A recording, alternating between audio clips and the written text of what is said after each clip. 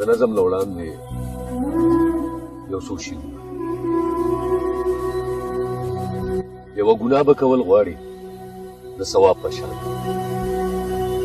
یوه ګناه به کول غواړي د ثواب په شانتې، لکه چې مینه څنګه کېږي د عذاب په شانتې. د نور شاته به تیاره وي که نه سوری به د نور شاته به تیاره وي که نه سوری به وي. زه په خپل سوال کې راځوړند یم د جواب په شانتې. نو وایه په دومره مسلکونو کې دې څه ولیده؟ وایه په دومره مسلکونو کې دې څه ولیده چې د هر تاره دې ټنګ خیجي د مزراب په شانتې. د نظم عنوان دی معیوبه لور. د وخت څپېړې که هر څو مې غېږ کې ونغښتلې رسوله، د وخت څپېړې که هر څو مې غېږ کې ونغښتلې او خپلې نیستی لکه مې سر او سڼه ډېره وکړه. بدو حالاتو نه به داسې بې وسی تېرولم لکه چې څرنګې غنم د جرندې پل نه وځي. غنم د جرندې پل نه وځي او ضرورتونو هم بې ځایه رانه جبې وکړې چې چونګ وړو نه خورم، لپې لپې خاورې وخورم چې د معذورې لور ارمان نه رانه شي. د خپل ویرجن داستان دا لنډه کیسه چاته وکم چې یوه ورځ خپله معذوره لور مې ښار ته بوتله. د دم درود او د سختونو نه واپس چې راتلو، هغې زما د لاس لستوڼی ما نه کلک ونیو. بیا د دمګري نه چې څو قدمه مخکې لاړو نو په کړي کې ګرمې ګرمې پیکوړې پخېدې. لور مې اصرار وکړو چې ما له پیکوړې واخله، چې ما له پیکوړې واخله.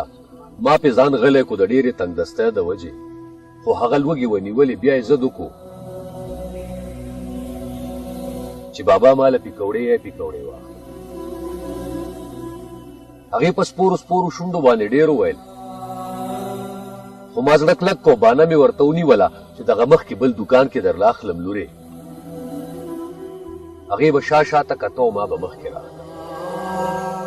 د غریبۍ مېرمنه واخلم، د نیستی مېرمنه. سړی به خپل بچي ته وسوځي په سرو سکروټو.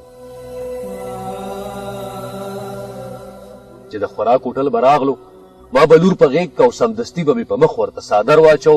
ولې چې هر هوټل کې سیخ کباب چرګان ځوړندو. د بې وسی سپي ما پسې په ټوله لار غپلو او بدې ورځې راته لاره چېرته نه پرېښوده. له ډېرې ستړې نه مې هم د غېږې نه کوزوله چې چېرته لاره کې څه ونه ګوري او ونه غواړي. خو څو لازې پسې څادر د مخ نه لرې کړلو، خو څو لازې پسې څادر د مخ نه لرې کړلو او ناڅاپي یو دوکان کې په ګوډی نظر شو. ویلې بابا ماله ګوډی واخله.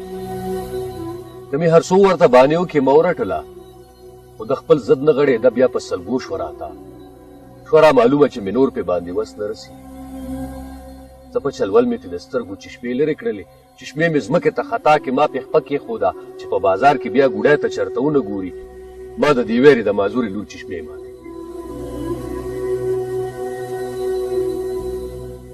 بیا ما به سر که رانږدې ورته مې ښه وژړل چې درله اخلم که نه. هغې وړو سلګو کې ویل ګوډی نه اخلم. ماله چشمې واخله بابا، ماله چشمې واخله بابا، ماله چشمې واخله.